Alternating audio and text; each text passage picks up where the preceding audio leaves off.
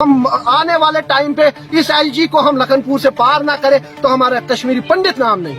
मगरमच्छ के आंसू बहाते हैं, ट्वीट करते हैं, फेसबुक पे डालते हैं, हर जगह डालते हैं। हमें जी बड़े दुख से कहना पड़ रहा है ये किलिंग हुई है। आखिरकार जिस घर का चिराग बुझा है क्या वो वापस ला सकते हैं? डिमांड करते हैं जिनकी कल किलिंग हुई है उनके परिवार को 1 करोड़ रुपए मुआवजा दिया जाए और गवर्नमेंट नौकरी दिया जाए और बच्चों की मुफ्त पढ़ाई होनी। आज तक बताइए 1990 से आज तक कश्मीरी पंडित को ही टारगेट क्यों किया जा रहा है? मुझे बताइए।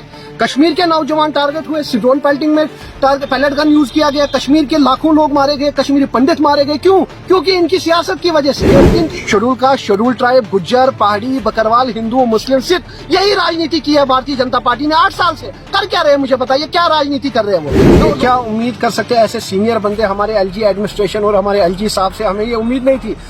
मुझे खासकर ये उम्मीद थी कि हमारे एलजी साहब हमारे जम्मू कश्मीर के युवाओं को पेन देंगे, उनको कॉपी देंगे, उनको कंप्यूटर देंगे, उनको शिक्षा देंगे। लेकिन वो बोलते हैं कि बियर ले लो, वो बोलते हैं शराब ले लो। भारतीय जनता पार्टी को पता है कि हमने 8 साल जम्मू कश्मीर के युवाओं को ठगा है। हमने जम्मू कश्मीर के हर एक नागरिक को ठगा और सिर्फ भारतीय जनता पार्टी की नाकामियां है। यह सिर्फ और सिर्फ हमारी एलजी सरकार की नाकामियां है। मुझे बताइए एलजी साहब ने ऐसा काम क्या किया जो जम्मू कश्मीर के युवा उनकी प्रेजेस करें? अब यही कसर रह गई थी मंदिरों के शहर को, सूफी संतों के शहर को बियर के उसमें ये करना, तो ये भी कर दिया उन्होंने। मुझे बताइए इससे बड़ी बात नहीं है उनके लिए? बड़े अफसोस की बात है। मुझे बड़े शर्म से कहना पड़ता है कि एलजी साहब से हम हाथ जोड़ के आपकी चैनल के माध्यम से कहते हैं आप जहां से आए हो वहां जाओ और जहां से आए हो वहां ये बियर का कारखाना आपने शुरू करना है वहां करो। हमारे जम्मू कश्मीर के युवाओं को, इनोसेंट यूथ को खराब मत करो। एलजी साहब जो है वो भारतीय जनता पार्टी के रिमोट कंट्रोल पे चलते हैं, भारतीय जनता पार्टी के चाबी पे चलते हैं। तो भारतीय जनता पार्टी ने दिल्ली, बम्बई कहीं किसी कंपनी से नेगोशिएशन की होगी और उनसे पैसे वैसे वसूल किए होंगे और उनसे कुछ टाइप किया होगा, तो वो नेचुरली एलजी साहब को बोला होगा टेंडर। यही जम्मू कश्मीर का नागरिक जो है, जम्मू कश्मीर का यूथ जो है, जब ये पंजाब, लुधियाना, दिल्ली, बम्बई उसी रिलायंस में जॉब करने जाता है तब हमें प्रॉब्लम नहीं है। तब हम कहते हैं शान से वो जी रिलायंस स्टोर में जॉब कर रहा है। लेकिन जब वो रिलायंस स्टोर खुद चल के यहाँ हमारे जम्मू कश्मीर में ओपन कर रहे हैं और तब इनको प्रॉब्लम हो गई। एक तरफ से आप कहते हैं जम्मू कश्मीर में इंडस्ट्रीज खुलनी चाहिए, कहाँ खुलेगी? जब हमारे ही अपने जयचंद है, हमारे ही अपने लोग हैं जो कहते नहीं जी हम खोलने नहीं देंगे, हम करने नहीं देंगे। फिर क्या चाहते हो? क्या ट्रेडर्स वाले रोजगार देंगे जम्मू कश्मीर के नौजवान को?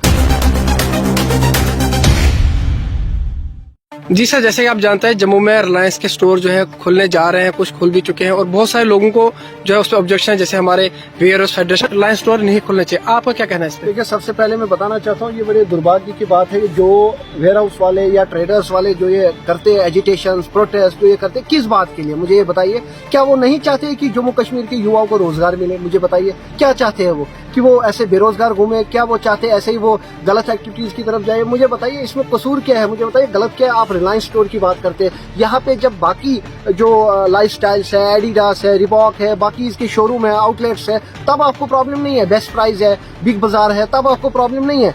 इजी डेज है, तब प्रॉब्लम नहीं है। लेकिन आपको प्रॉब्लम है कि आपका कारोबार बंद होगा। लेकिन कैसे कारोबार? मुझे बताइए। यही जम्मू कश्मीर का नागरिक जो है, जम्मू कश्मीर का यूथ जो है, जब ये पंजाब, लुधियाना, दिल्ली, बम्बई उसी रिलायंस में जॉब करने जाता है तब हमें प्रॉब्लम नहीं है। तब हम कहते हैं शान से वो जी रिलायंस स्टोर में जॉब कर रहा है। लेकिन जब वो रिलायंस स्टोर खुद चल के यहाँ हमारे जम्मू कश्मीर में ओपन कर रहे हैं और तब इनको प्रॉब्लम हो गई। ये सिर्फ और सिर्फ जम्मू कश्मीर के युवाओं को अपनी सियासत, अपनी रोटियों के लिए, अपने मकसद के लिए खराब कर रहे हैं। जम्मू कश्मीर के युवाओं को ये खराब कर रहे हैं। ये चाहते हैं कि जम्मू कश्मीर के युवा जो है वो बेरोजगार रहे, वो ऐसे भटकते रहे। तो आखिरकार ये कब तक चलेगा? मुझे बताइए कसूर क्या है जम्मू कश्मीर के युवाओं का? अगर उनको रोजगार मिल रहा है, अगर एम्प्लॉयमेंट जनरेट हो रही है तो इसमें गलत क्या है? हम तो वेलकम करते हैं रिलायंस स्टोर्स को, हम तो वेलकम करते हैं बाकी आउटलेट्स आए, बाकी इंडस्ट्रीज आए। एक तरफ से आप कहते हैं जम्मू कश्मीर में इंडस्ट्रीज खुलनी चाहिए, कहाँ खुलेगी? जब हमारे ही अपने जयचंद है, हमारे ही अपने लोग हैं जो कहते नहीं जी हम खोलने नहीं देंगे, हम करने नहीं देंगे। फिर क्या चाहते हो? क्या ट्रेडर्स वाले रोजगार देंगे जम्मू कश्मीर के नौजवान को? जो जम्मू कश्मीर के हमारे बच्चे दर बदर घूम रहे हैं, पढ़े लिखे डिग्री होल्डर्स हैं, उनको जॉब नहीं है, क्या जम्मू कश्मीर के ट्रेडर्स उनको जॉब देंगे? मुझे ये बताइए एजिटेशन किस बात के लिए कर रहे हैं? और हमारे कुछ चंद जो जयचंद लोग हैं जो हमारे कुछ जो इसमें कूद जाते हैं एजिटेशन में, जो सोशल एक्टिविस्ट अपने आप को कहते हैं, वो कहते हैं हाँ जी एजिटेशन खुद के घर बार सेटल है, खुद के बच्चे फॉरेन में और दूसरे के बच्चे को जो बेरोजगार है उनको अगर रोजगार मिलेगा तो उनको प्रॉब्लम है। आखिरकार चाहते क्या है ये?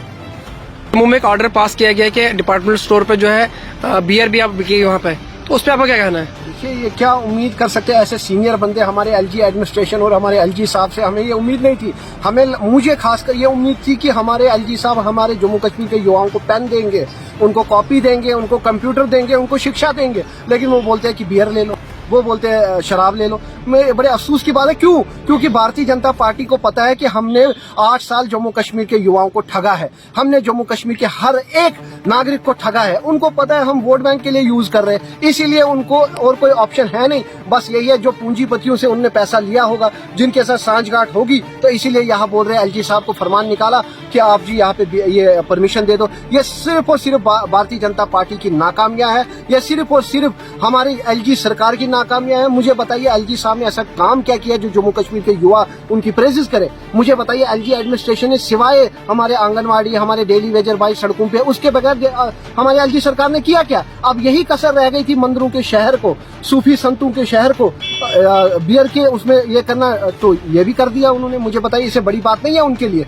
लेकिन बड़े अफसोस की बात है, मुझे बड़े शर्म से कहना पड़ता है कि एलजी साहब से हम हाथ जोड़ के आपकी चैनल के माध्यम से कहते हैं, आप जहां से आए हो वहां जाओ, और जहां से आए हो वहां ये बियर का कारखाना आपने शुरू करना है, वहां करो। हमारे जम्मू कश्मीर के युवाओं को, इनोसेंट यूथ को खराब मत करो। यही एक कमी रह गई थी हमारे लिए, क्योंकि इनकी सांठगांठ होती है। एलजी साहब जो है वो भारतीय जनता पार्टी के रिमोट कंट्रोल पे चलते हैं, भारतीय जनता पार्टी के चाबी पे चलते हैं। तो भारतीय जनता पार्टी ने दिल्ली, बम्बई कहीं किसी कंपनी से नेगोशिएशन की होगी और उनसे पैसे वैसे वसूल किए होंगे और उनसे कुछ टाई अप किया होगा, तो वो नेचुरली एलजी साहब को बोला होगा टेंडर्स दो, एलजी साहब को बोला होगा ये आप ये सिस्टम भी करो। और भारतीय जनता पार्टी में यहाँ के जम्मू कश्मीर के नागरिकों को ये बोलना चाहता हूँ कि एलजी साहब थोड़ा सा सुधर जाओ। एलजी साहब अपने जो ये ऑर्डर, आप हिटलर ऑर्डर निकालते हो, ये थोड़ा कम करो। जम्मू कश्मीर के नागरिक ये नहीं सहेंगे, जम्मू कश्मीर के युवाओं को मजबूर मत करो कि हम भी सड़कों पे आए। अभी तक हम टॉलरेट कर रहे हैं, लेकिन आप हद से पार हो रहे हो। और जम्मू कश्मीर के लोगों को मैं बताना चाहता हूँ, जहां तक महाराजा हरि सिंह जी की छुट्टी थी,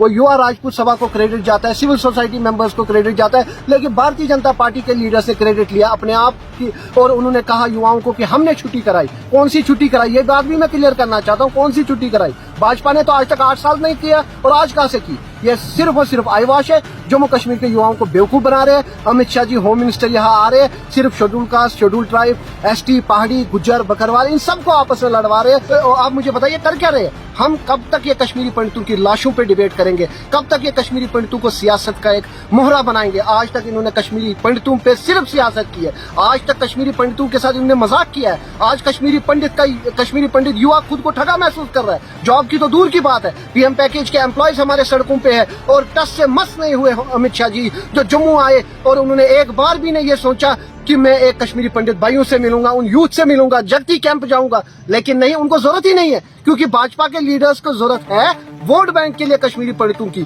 उनको कश्मीरी पंडित की कोई कदर नहीं है, कोई वैल्यू नहीं है। मुझे बताइए पीएम पैकेज के एम्प्लॉयज आज लगभग 3 महीने से या 6 महीने से यहाँ सड़कों पे है। मुझे बताइए किसने किया? माताएं बहनें हमारे सड़कों पे, कौन उनकी सुनवाई कर रहा है? मुझे बताइए। एलजी साहब के पास घूमने के लिए फुर्सत है, इनॉग्रेशन के लिए फुर्सत है, हर चीज के लिए फुर्सत है, लेकिन आने के लिए नहीं है। हम हाथ जोड़ के कहते हैं एलजी साहब जहाँ से आए हो वहाँ वापस चले जाओ, हमें बख्श दो। आज हमारी हालत देखिए, हर एक कश्मीरी पंडित का दर्द देखिए। आज वहाँ जाइए कैंपों में, वहाँ कश्मीरी पंडितों से मिलिए, उनका दर्द आपको पता लगेगा, उनकी हालत क्या है। और रेस्पॉन्सिबिलिटी कहीं ना कहीं इसकी भारतीय जनता पार्टी और कहीं ना कहीं एलजी सरकार और कहीं ना कहीं जम्मू कश्मीर की यूटी जो यहाँ की एडमिनिस्ट्रेशन है उसकी है। एक एक की मौत हो रही है, एक एक की पिक एंड चूज किलिंग हो रही है। और कहा गए भारतीय जनता पार्टी के दावे जो कहते हैं कि कश्मीरी पंडितों को वापस लेंगे, ये वापस लेंगे, ये सुरक्षा देंगे कश्मीरी पंडितों को, ये हमारी जमीनें, जायदाद, घर, मकान सब कुछ इन्होंने छीना। और आज भारतीय जनता पार्टी कहती है, एलजी सरकार कहती है कि हम कश्मीरी पंडितों की जमीन जायदाद वापस दिलवाएंगे। कहां से दिलवाएंगे?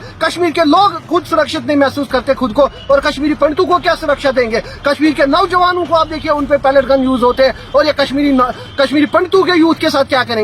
आज कश्मीरी पंडित समाज खुद को ठगा महसूस कर रहा है। आज कश्मीरी पंडित के घर में जाइए, चूल्हा नहीं जलता है, उसकी हालत देखिए आप। आज कश्मीरी पंडित समाज में आप जाके देखिए, रोना आता है। वहां माताएं बहनों की कंडीशन जाके देखिए, उनकी हालत क्या है। बच्चे बेरोजगार है, बच्चों के पास रोजगार नहीं है, स्कूल फीस नहीं है, मेडिकल एजुकेशन नहीं है, हेल्थ के लिए कुछ भी नहीं है। लेकिन भारतीय जनता पार्टी के लीडर टस से मस नहीं होते। वो आते हैं, श्रद्धांजलि देते और चले जाते हैं, मगरमच्छ के आंसू बहाते हैं, ट्वीट करते हैं, फेसबुक पे डालते हैं, हर जगह डालते हैं। हमें जी बड़े दुख से कहना पड़ रहा है ये किलिंग हुई है। आखिरकार जिस घर का चिराग बुझा है, क्या वो वापस ला सकते हैं? हम ये डिमांड करते हैं, जिनकी कल किलिंग हुई है उनके परिवार को 1 करोड़ रुपए मुआवजा दिया जाए और गवर्नमेंट नौकरी दिया जाए और बच्चों की मुफ्त पढ़ाई होनी चाहिए। इलेक्शन के दौरान ही इस तरह के इंसान थे। देखिए 100% सहमत हूँ मैं। आज से बताइए 1990 से आज तक कश्मीरी पंडित को ही टारगेट क्यों किया जा रहा है, मुझे बताइए।